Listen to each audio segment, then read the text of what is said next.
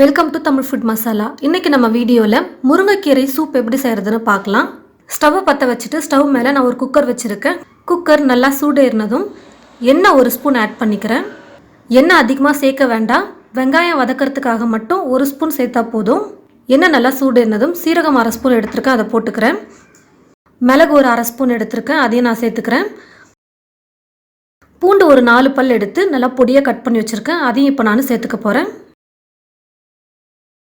ஒரு பெரிய வெங்காயம் எடுத்து கட் பண்ணி வச்சுருக்கேன், அதையும் இப்போ நான் குக்கரில் போட்டுடுறேன். வெங்காயம் கொஞ்சம் வதங்கினதும் ஒரு தக்காளி எடுத்து கட் பண்ணி வச்சுருக்கேன், இந்த தக்காளியும் இப்போ நான் சேர்த்து நல்லா வதக்கிக்க போகிறேன். பாருங்கள், வெங்காயம் தக்காளி ரெண்டுமே நல்லா வதக்கிட்டேன், நான் நல்லா வதங்கிடுச்சு. இப்போது முருங்கைக்கீரை ஒரு கைப்பிடி அளவுக்கு நான் எடுத்து வச்சுருக்கேன். இப்போ இந்த கீரையை நான் சேர்த்துக்க போகிறேன். முருங்கைக்கீரையை இப்போ நம்ம ஒரு 2 நிமிஷத்துக்கு நல்லா வதக்கினா போதும். கீரையை 2 நிமிஷம் நல்லா வதக்குனதுக்கப்புறமா கொஞ்சமாக மஞ்சப்பொடி சேர்த்துக்கிறேன். கூடவே கொஞ்சம் உப்பு சேர்த்துக்க போகிறேன். கொஞ்சம் மிக்ஸ் பண்ணி விட்டுட்டு தண்ணி எந்த அளவுக்கு வேணுமோ அந்த அளவுக்கு தேவையான அளவுக்கு வச்சுக்கலாம். குக்கரில் வைக்கிறதுனால தண்ணி இழுக்காது, எவ்வளோ தண்ணி ஊற்றுறமோ அவ்வளோதான் இருக்கும். அதனால் தேவையான அளவுக்கு கரெக்டாக நம்ம வச்சுக்கிட்டா போதும் தண்ணி. குக்கர் மூடி போட்டு மூடிட்டேன். ஒரு 3 விசில் வந்ததும் நான் ஸ்டவ் ஆஃப் பண்ணிக்க போகிறேன்.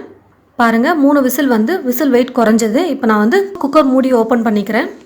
சூப் சூப்பராக ரெடி பண்ணிட்டோம். இப்போ இதை நம்ம வேணும்னா வடிகட்டிக்கலாம், இல்லை ஒரு சிலர் அப்படியே கீரையோடு சேர்த்து சாப்பிட்றதா இருந்தாலும் சாப்பிட்லாம்.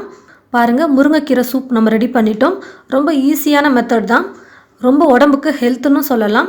ஒரு சிலர் கீரையை அப்படியே சாப்பிட பிடிக்காதவங்களுக்கு இது போல் நம்ம சூப் மாதிரி செஞ்சு கொடுத்தோம்னா அவங்க ரொம்ப விரும்பி சாப்பிடலாம். முருங்கைக்கீரையோட பலன் நம்ம அதிகமாக சொல்லிகிட்டே போகலாம். நிறைய விஷயத்துக்கு நமக்கு ரொம்பவே நல்லதாக இருக்குது. ஆஸ்துமா, மார்பு சளி போன்ற சுவாச கோளாறுக்கெல்லாம் முருங்கைக்கீரை சூப் ரொம்ப நல்லது. யாருக்கெல்லாம் ஆஸ்துமா பிரச்சனை, மார்பு சளி பிரச்சனைலாம் இருக்கோ அவங்களுக்கெல்லாம் நீங்கள் இனி முருங்கைக்கீரை சூப் செஞ்சு கொடுங்க. இந்த வீடியோ உங்களுக்கு ரொம்பவே யூஸ்ஃபுல்லாக இருக்கும்னு நினைக்கிறேன். இது போல் நீங்களும் உங்கள் வீட்டில் முருங்கைக்கீரை சூப் செஞ்சு பாருங்கள். ட்ரை பண்ணி பார்த்துட்டு எப்படி இருக்குன்னு கமெண்ட் பாக்ஸில் மறக்காமல் கமெண்ட் பண்ணுங்கள். இந்த வீடியோவை மற்றவங்களுக்கும் ஷேர் பண்ணுங்கள். இது போல் நிறைய ரெசிபிஸ் பார்க்க இந்த சேனலை மறக்காமல் சப்ஸ்கிரைப் பண்ணி வச்சுக்கோங்க. கூடவே பக்கத்தில் இருக்கிற பெல் பட்டனையும் ப்ரெஸ் பண்ணிக்கோங்க. தேங்க்யூ.